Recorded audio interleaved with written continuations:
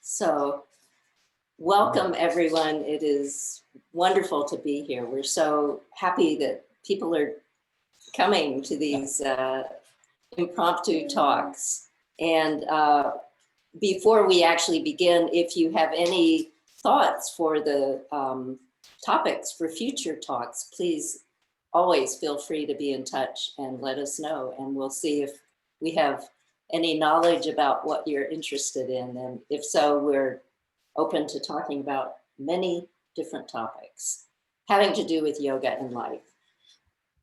And so tonight, what we really are interested in is taking a look at the Brahmaviharas and the current situation that is this global situation that is actually always going on, where there is some sort of something that is unsettled in the world. But at the moment, it seems extreme, given that it's 8 or 9 months into the pandemic and all kinds of things are going on.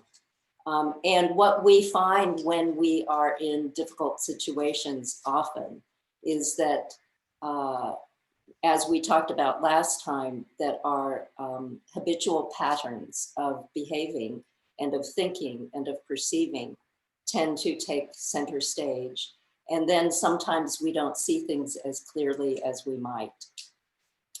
And when we don't see clearly, then it's hard to practice, it's hard to act in ways that are helpful to ourselves and to others. And so we get off kilter. And one of the ways that we sometimes fall into habitual patterns of behavior and thought, one of the ways is through the way we perceive others and actually how we perceive ourselves. Yeah, there's not much difference. Yeah, and so there is a practice, and many of you have done this with us and with other teachers, that is common for yoga practitioners as well as Buddhist practitioners, but it's the Brahmaviharas, where you really focus the attention and tune the body, the nervous system of the body, to actually tune into others and respond in a most healthy way possible. Yeah. Oh, so I was thinking we could look at the Brahmaviharas briefly. And there's a verse that all of you, of course, know already from the Yoga Sutra, verse 33 of the Samadhipada. And I'll chant it, and then we'll see if it says anything interesting. Om Maitri Karuna Mudita Pekshanam Sukha Dukkha Punya Vishayanam Bhavanata Chitta Prasadanam. Om.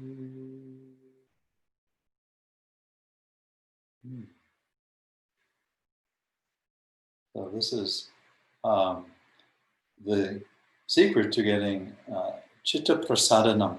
The Chitta, of course, means the mind in the big sense, everything. But Prasadanam means clarity, peace, and all good things. So more than peace, it means that which is auspicious and wonderful.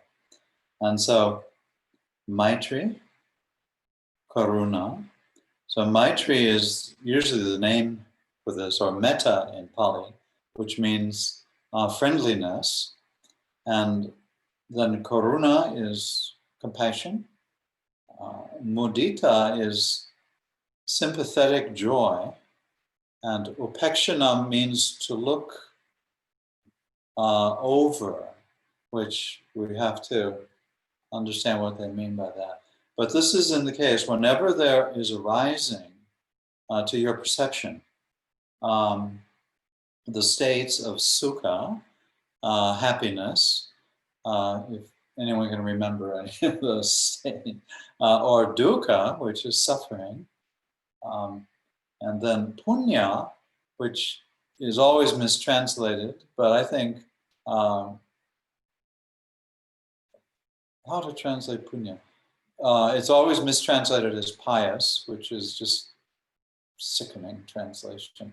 But it means someone who is truly wonderful, radiant, wise, compassionate, kind, enlightened, like Ishvara or Bodhisattva. And then if you meet someone who is apunya, it's just the opposite. And I used to think that evil was a harsh translation because it means someone who just isn't good and wonderful. And occasionally it dips down into the demonic levels. And so whenever these states arise as objects of your perception, then you practice these four things in relation to them. And that way, everything is fine. And it seems, no problem until...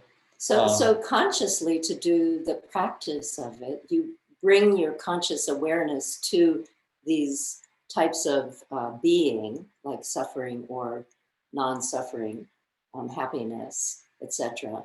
And you bring your consciousness to these states, like upekshana or punya, or mudita.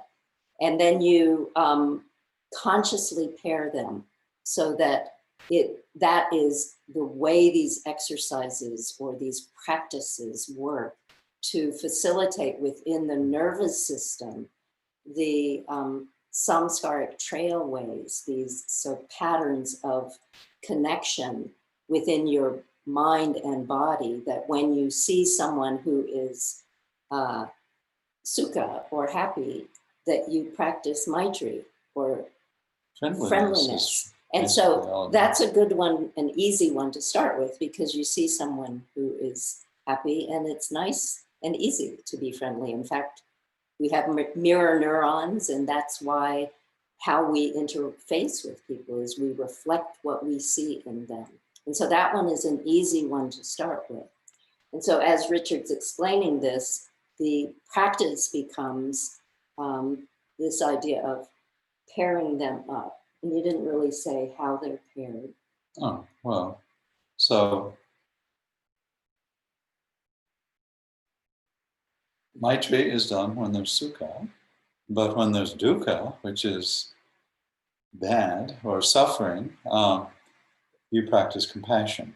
And so so compassion would be karuna, which is not just empathy, but it's a resonance with it without falling into it. And so compassion might manifest in different ways, and that's what will be interesting to talk about. But we can become obviously overwhelmed by compassion, which then it becomes an empathy. And we've been experiencing a lot of that recently. When you hear about suffering, and you actually hear about it, and you almost become aware of suffering more than you've ever become aware of it in your life, because there's more of it around you, then you find this horror of that it isn't really compassion you're practicing, but you have empathetic fatigue, which is natural. And then sometimes when we meet someone who is happy. Or punya, yeah. Or, yeah. So, we can move on to... I wanted to go back. I'm sorry. Yeah, because the first two, I haven't got past the first two. Okay, that was yeah. Okay. So the first, and when we meet someone who is sukha, once we've been practicing these things, occasionally we don't really feel happy for them. We feel jealous. And we want to figure out, how can I get what they have? And so you actually feel that, in your body. So all of these things, they become very deep when we cycle back. And then, of course, mudita is what you practice when you meet someone who's wonderful. like a bodhisattva, a saint, a radiant being who is practically enlightened. And with mudita, you have it's sympathetic joy. In other words, you're overwhelmed by their wonder, their vibration. And this is extremely powerful, and it's considered one of the almost the beginning of how to go into states of yoga is through mudita.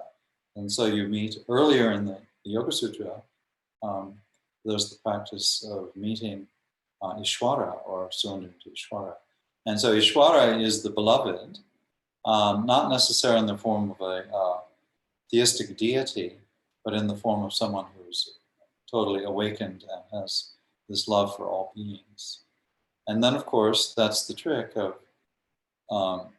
the mudita person or the punya person has all beings in their heart because they're enlightened. They've got the the wonder, and then with them,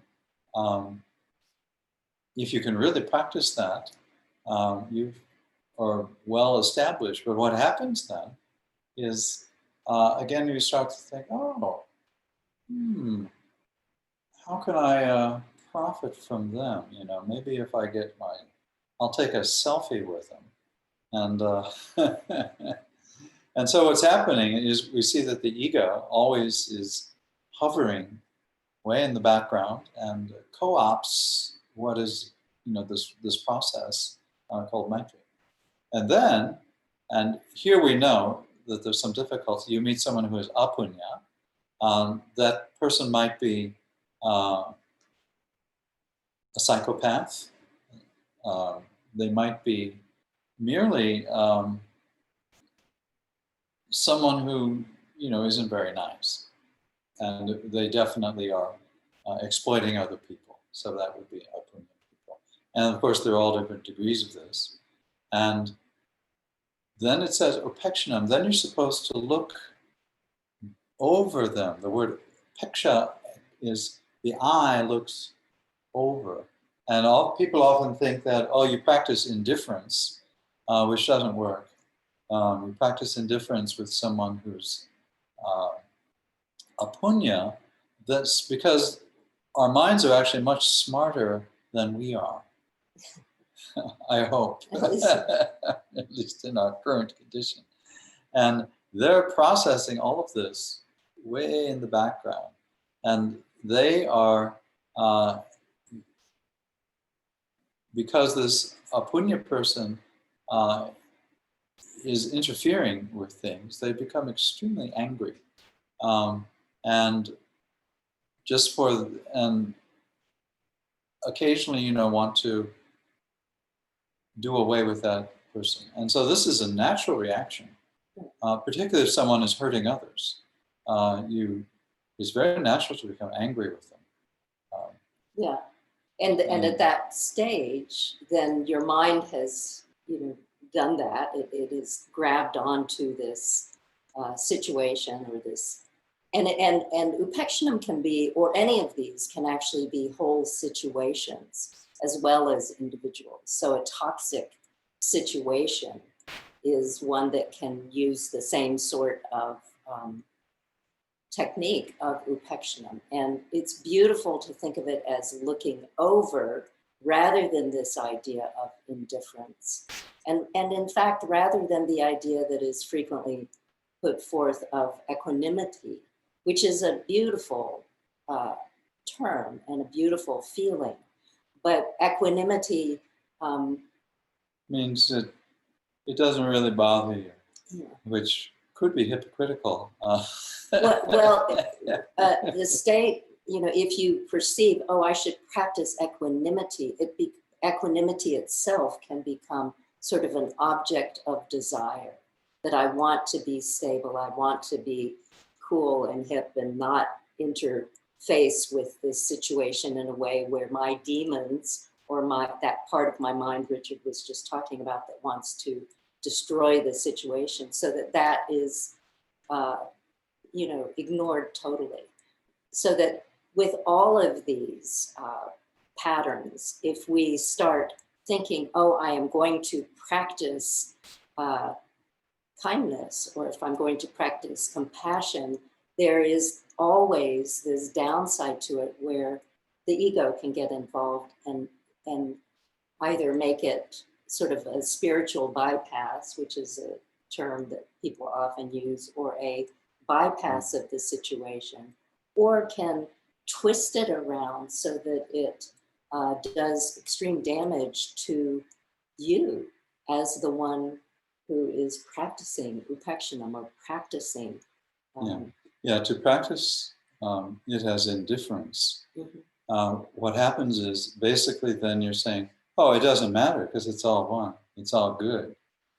Or it's all a hoax, whatever theory you like. But that's a way of taking the whole thing and just going, and that's a dualistic interpretation. And what's happening, because these states arise, you'll see them in others, but you have to see the same states in yourself. And that's when it becomes yoga. You see the, what we could say, the shadow side, as we've heard that my own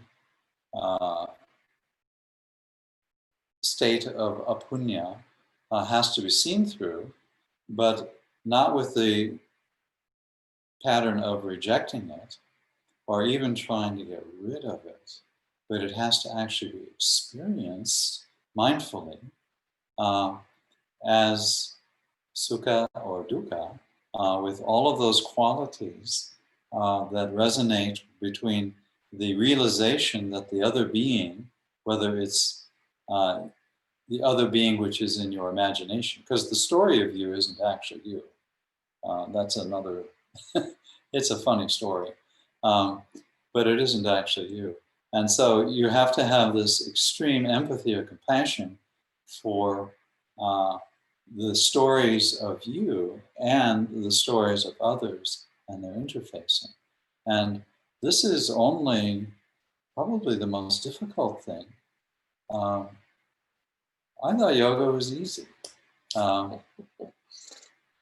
But in the internal practice of yoga, this is where through all of these, Maitri, Karuna, the same, all of them feed into the others if you're actually practicing contemplation. And that's what's quite fascinating. Yeah. And what can also happen when the ego, one's own ego, gets involved, when you say, oh, I'm going to do my Maitri practice. For instance, with the upekshanam idea, where, and maybe using the example of the Prokupas, the one that's very vivid, that people remember often, but when you practice, and we'll tell you what that is in a second, but when you practice this, if you don't acknowledge the fact that when you meet someone who you perceive, or you see a situation that you perceive as being toxic or harmful to others, or really demonic, and it can go, into extremes.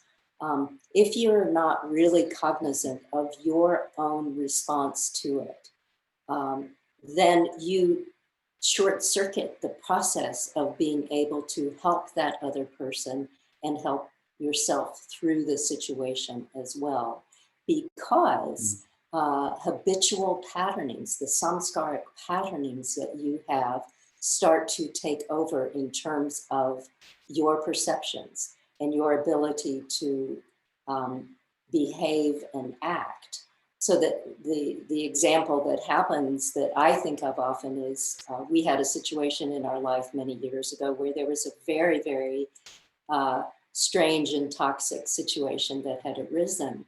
And it would just drive us nuts. And we would get, it was, I'm actually experiencing some of this with current politics where I can't stop thinking about it. But I'm having practiced longer now than I had many years ago. I notice that happening very, very early in the process every day as I get into that state these days. But But if you don't, what happens is your own habitual patterns of response, which might not be acknowledging your parallel, unexpressed version of whatever it is that you're responding to, causes you to not see clearly, and causes you also to become stuck. So that when you meet someone or a situation that is apunya, sometimes there is nothing you can do to change it, other than almost like, a distance holding of this situation and keeping yourself as clear as you possibly can. And if you don't practice in that way, where you stay solid and clear and stable, then what ends up happening is you don't have any impact on an apunya situation or an apunya person, because that's part of the definition of apunya, is that it is so completely separated from everything else that it really doesn't get impacted by interaction, interfacing, etc., in a normal way. And so what ends up happening is we hurt ourselves or our loved ones because we're imbalanced, thrown into that imbalance by the situation, and by not recognizing that we too could be the source of a great deal of suffering or a great deal of apunya type behavior if the cards had fallen differently.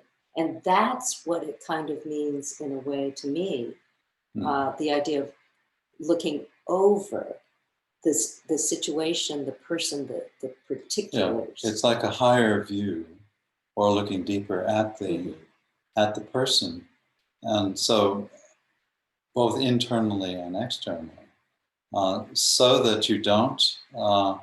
And then when you experience in that deeper view your own apunya, it's like your own demons, and without then creating a chain reaction where you hate yourself for being a demon. That's a phase. This is the worst news I've ever had since I started this meditation. Now I see that actually I'm worse than any of them, and I'm this incredible evil being who wants to take over the entire universe and make all beings and just eat other beings for lunch. But the potential in our own mind is actually to do this. And so the dealing with the apunya is a stumbling block in many practitioners' lives, where they actually come up against something that is, surprisingly unjust or crazy. And they become obsessed and angry.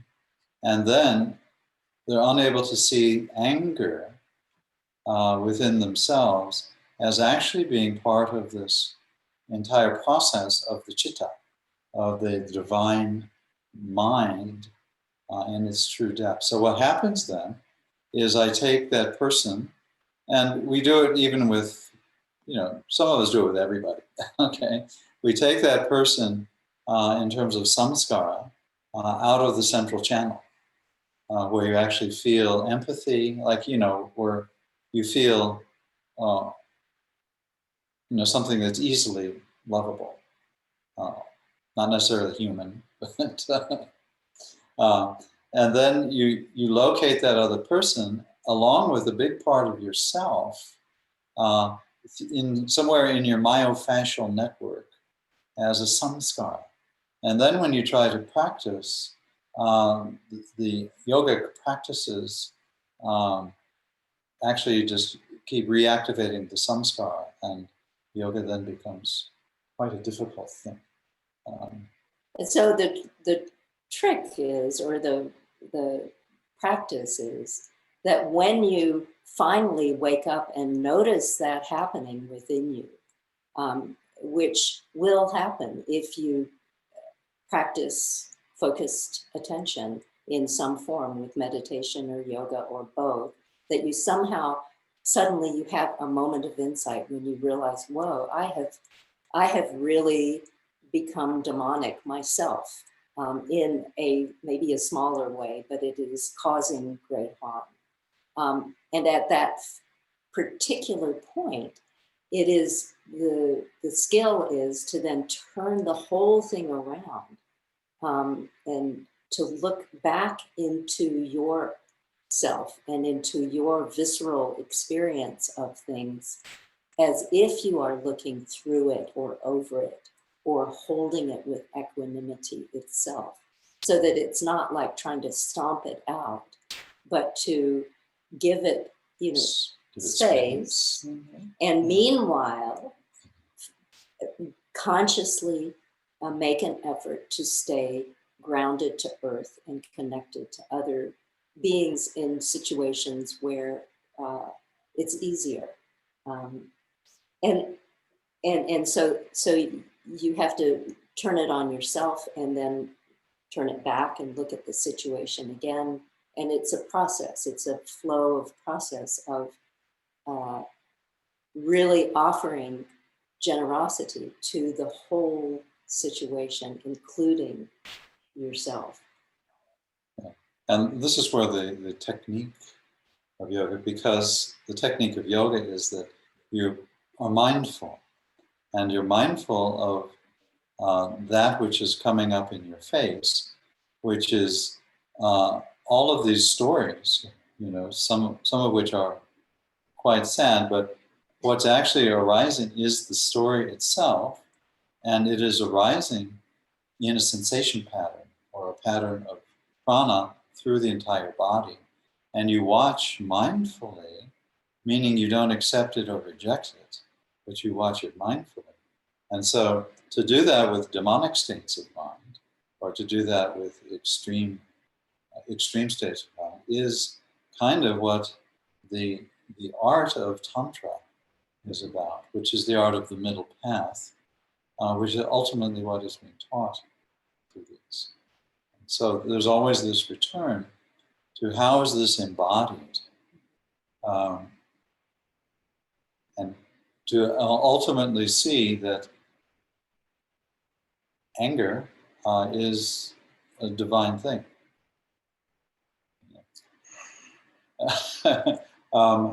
But it's also the gate to hell. And so it's almost like the ability to,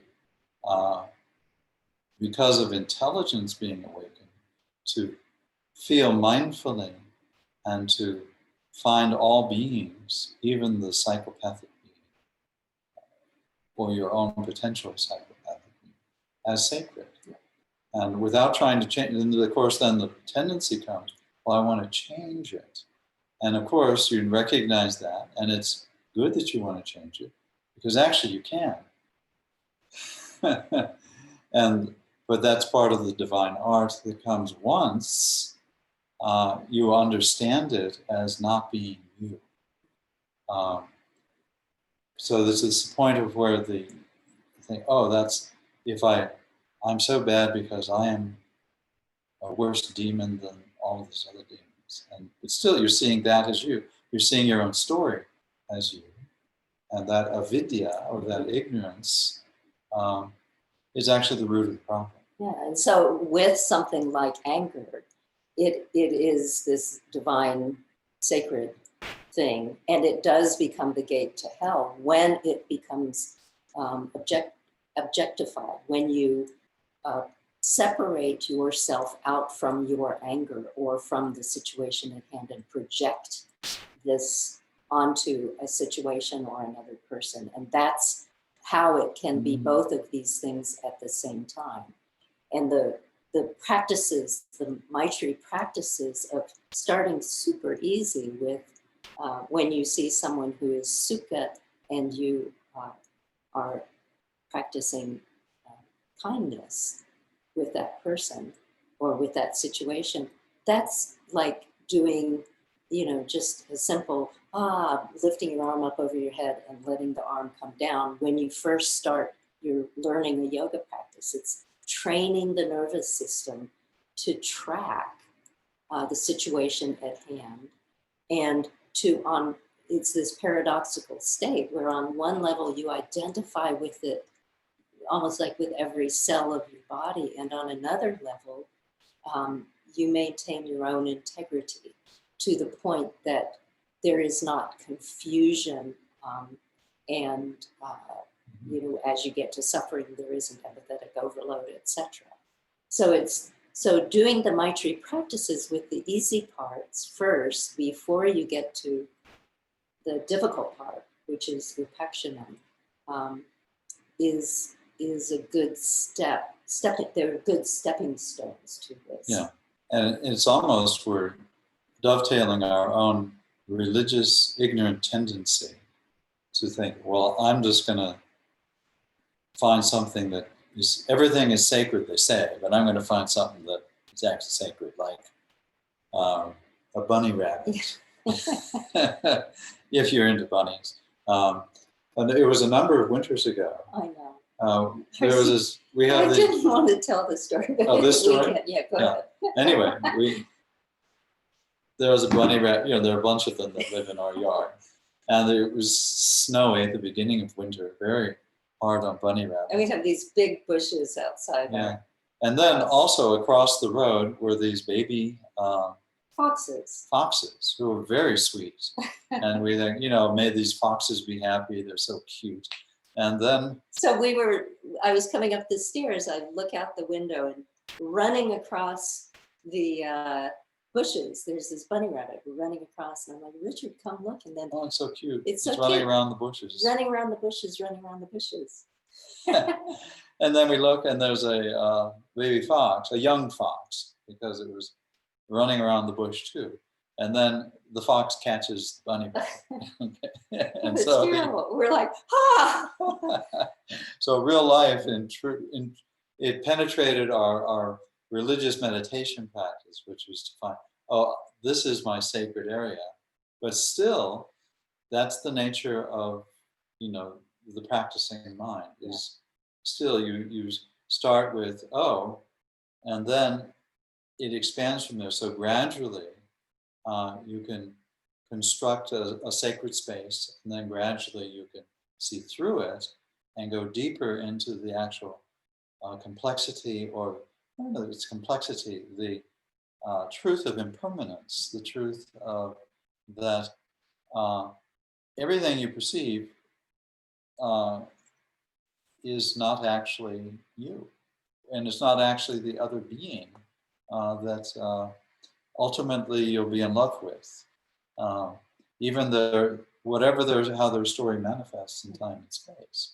And that's a pretty amazing vision. It's really funny that Richard brought up that story, because I was thinking of it earlier, because one of the thoughts I've been having as we've been thinking about talking about Upakshanam in this day and age, or any day and age, but particularly now, is how does Upakshanam interface with the idea of Ahimsa, which is, this aspect of the ethical underpinnings of being a yogi, where it is Ahimsa, or non-harming. And the story came to my mind because it wasn't as if there is this malicious fox, like tricking the bunny rabbit into this thing. He was a smart fox. He was a smart fox, but he wasn't there. If I were I would be proud of him. Yeah. If I were his mother. His mother, yeah. If I were the bunny rabbit's mother, I'd be really sad. But the question as humans, where we have what may be a different kind of consciousness from some of these other animals, and we may find out this isn't all that different in later years. We may find that out. But when we are in situations with where Upakshanam is necessary to practice, it is really important to look at the fact that are we practicing also Ahimsa, and what does Ahimsa mean? Because when you have a very dire situation with a horrible person or a war, let's say, going on and lots of people being hurt, there is a lot of damage being done. There is a lot of harming. And so as someone who practices ahimsa, how do I deal with a situation that is very toxic or is, creating a situation like that and still maintain integrity with the idea of ahimsa? And one thing that might be helpful in kind of contemplating that and discerning one's own actions, and we'll talk a little about that in a minute. But, if you believe, as I happen to believe, and I think you believe, that human nature really is, the essence of being human is good. And therefore, if there is harming or if there is apunya happening, that there's some aberration, there's some confusion, there's some mistake happening. And so as we practice more and more, perhaps we can develop the skill of seeing that really truly the sense of true goodness, which is really what nature is, exists. And what has gone off? What's gotten us off track here? Why is this happening? And what can I do to not reject the situation or react to it in with one of my samskaras? And if I do. Yeah, and if I do, what do I do then? Because I'm going to. Tell me about it. Occasionally you'll. Yeah, not occasionally, yeah. Yeah. And of course, then the question is, with ahimsa, or to not harm others, are there situations where you actually have to harm someone to not harm them? Yeah. And, in a... Yeah, or to not harm others. You are met with ethical dilemmas or, moral dilemmas even. I could give thousands of examples of that. Yeah. And so this is the difficulty of the actual practice of Maitri. Occasionally being placed in an ethical dilemma, even as a yoga practitioner who wakes up in the wrong place and sees they're in a situation where they have to do the best they can to help, but they're not sure what the best thing to do is. And they open their holy books, and the holy books are, very theoretical and vague, and they don't tell you what to do. They just tell you how to look deeply, to see yourself and others very deeply, and then take your best shot.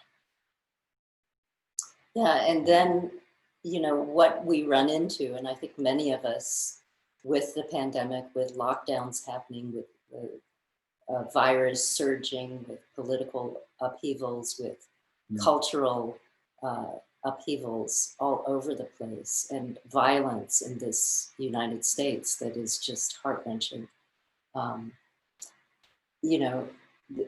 That you have to start somewhere, and you end up at certain times becoming extraordinarily fatigued because it is going on and on and on. And many of us have experienced this sense of fatigue recently. And what comes to my mind when I experience that myself is that piece of information that we've learned about over the years, which is that many of you have seen the pictures of the monks wearing electrodes on their heads that have been put into fMRI machines to look at what's going on in their brains. And that's a whole nother topic in and of itself. But one of the interesting things about that is that there was, in the beginning when this research was being done, Mathieu Ricard, who's an amazing man, was one of the monks who was put into the fMRI machine, and he was put in there with the situation where there was potentially suffering going on, and he knew that. And what his practice was to practice compassion for 8 hours as he lay in an fMRI machine. So for 8 hours, he was in this machine, which if any of you have been in one, you hear this, clank, clank, clank, clank, clank. It's really loud. And so most people come out of that traumatized, or just, your ears are ringing and you're going, ah. But he came out and he was refreshed, which the researchers could not believe. And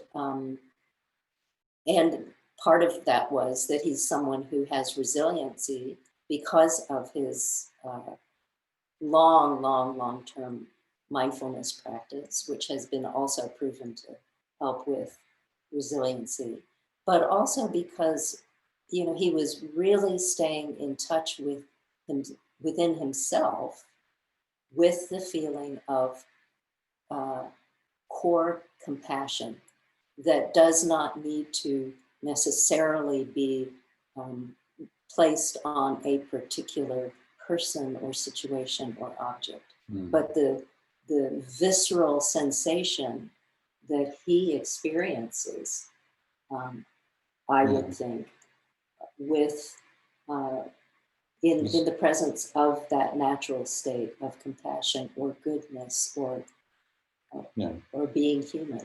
Yeah. And then in the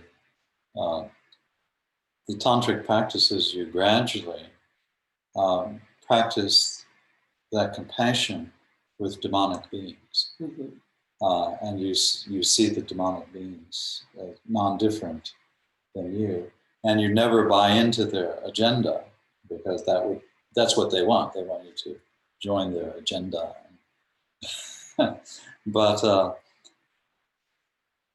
and that's, that cleanses the system of the nadis, the chakra and nadi system, so that the center path is just radiant. And that's all that we're... That's all we're asking. That's all we're trying to get to. Nothing much. And with this feeling of spaciousness inside, and with the sensation of the central path, even the illusion and the image that maybe your central path isn't completely clogged up, there is the potential at that point for habitual patterns of behavior to not arise, because there's a visceral embodied feeling of clarity, or as our friend Bob Thurman always talks about, the clear light of the void, and you get just a glimpse of interconnectedness and interpenetration and freedom that is part of that interconnectedness, so that you have stopped relying on the habitual pattern of separating yourself out as separate. Yeah, and you no longer rely on your mind behaving in a particular way, set by some dharma or interpretation of yoga, that my mind has to be purple instead of red, or yellow instead of green. And we have all of and this is what minds do, is they make, this is what it should look like. And that is exactly wrong. And it's so hard to accept that. But there's the term for Ganesha called Ganapati, and the Ganas are actually horrible beings that are rejected by all religions, all except the demonic ones. And because all of the Ganas have animal faces and fangs and, blades all over their fingernails, and that's the nicer ones. And they're rejected, and they eat really bad food, non-organic. They're really bad news. but Ganesha, is their protector, and somehow that's something in that. But it's a long-term project. This project of using the nature of the mind, which is ego, that arises from not perceiving things correctly, from perceiving any separateness, any dualistic, what comes up is this principle of ego. And then seeing that, ego is the big problem, but seeing that ego is this incredible, sacred, creative vibrance or creative force, that then we're given this long-term project,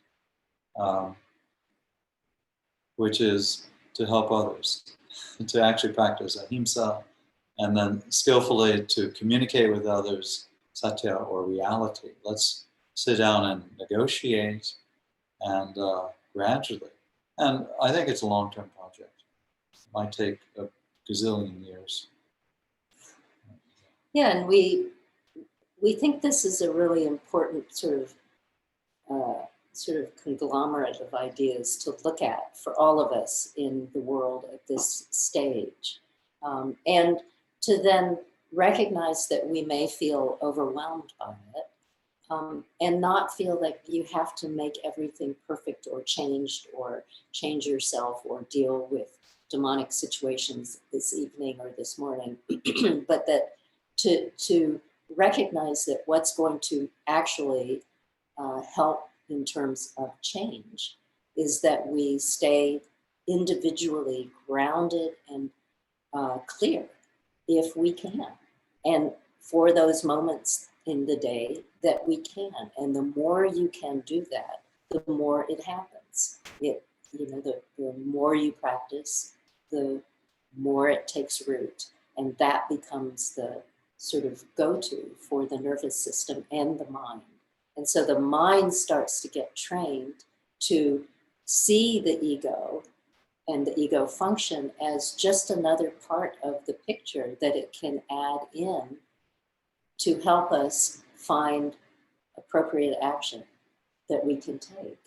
And to recognize too that by feeling connected to Earth and feeling and staying connected to Sangha members or other people who we relate to, who don't all necessarily have the same exact perspective as us, but who are people who are sincerely wanting to wake up a little bit, that those two things, working on ourselves and connecting with others, and then keeping these ideas in mind, that's a starting point. And with that kind of starting point, that's how, positive evolution and changes start to people actually start to root. communicate. Yeah. That'll be interesting historically. Yeah. Actually. The age of communication, right? But it's funny, just after the Brahmaviharas in Yoga Sutra, there's a recommendation. They say, if that's difficult, everything is like, if that didn't work, try this. And it's all the same practice disguised in some other language. Try exhaling very deeply and holding the breath. And so what that does is the exhale or the apana connects you to what is considered in the body to be earth. And by earth, they mean the pelvic floor. Of course, we're cultivating the Mula Bandha, but it actually means that which we share. Because we from different perspectives, we have different ideas, but there's this environment. It's like we share the air, we share the environment, we share a crazy mind. And the more we connect with others, the more we say, oh yeah, we're sharing all of it. And when we connect to that, there's like just this intuition of like, a kind of immediate little flash of, it's it's satisfying. There's something about this that's nice. And then, of course, it slips away 2 seconds later. But enjoy it while it lasts. So our invitation to everyone is Maitri, Karuna, Mudita, Pekshanam, Sukha Dukkha, Punya Punya, Vishayanam. Okay. So we hope this helps a little bit, and that we're wide open to, do you want to take questions or do you want to end it? Oh, you could take a question. We could have questions. If anyone has a No question. trick questions. Something that... Let's see. This is a dualistic view. We're not sure. Someone asked it, isn't this a dualistic view, though? Probably at some point during the lecture, yes, we said that. Yeah. I'm not sure when that came in. Oh, that was early on. Yeah, So. no, it's a non-dual view of the dualistic view. Just to say it simply. In other words, dualistic view is sacred. It's not completely accurate. In fact, it's but it is a sacred, it isn't you. The dualistic view is what chitta does, or mind. It loves to split things up and label them and create language games and all kinds of difficulty. But if you reject the principle of language, of thought, of dualism, then you have a fake dualism, which is this loneliness.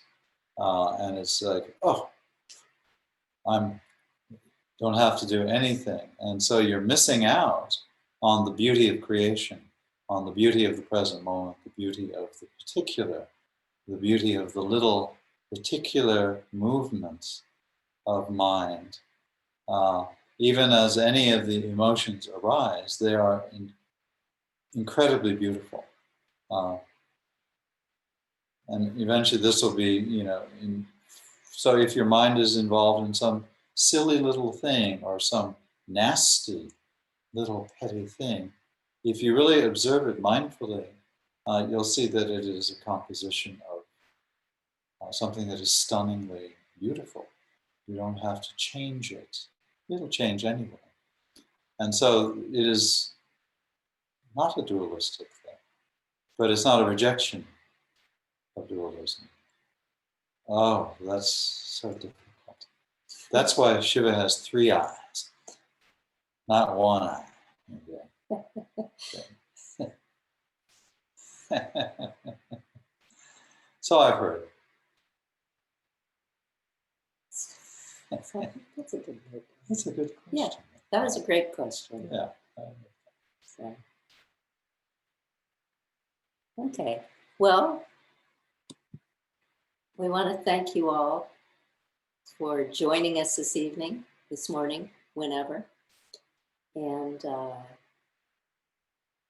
we invite you to really tap into the feeling of being a good person. And if you can't figure out what to do in a situation, just be nice. And often that's the best thing to do. Nice thing. That's really a heavy thought. So, but please keep practicing. Yeah, keep practicing. Take care of yourselves. Be well. Yeah, and we'll be doing these talks. You can figure out when they are. Next week we'll do one at the same time. So thank you all so much. Yeah, wonderful to see you. Yeah, it's great. Great. It was wonderful to see you too. I'll see you next week. I'm excited. I love it. Okay. Thank you. Hey, Thank Dan you. and Addie. Hey. Yeah. Thank you, Richard and Mary. Thank you. Thank you all. God, it's so nice to see We your see faces. you, Yeah. So be safe. Take care. Hi, Heidi. Be well.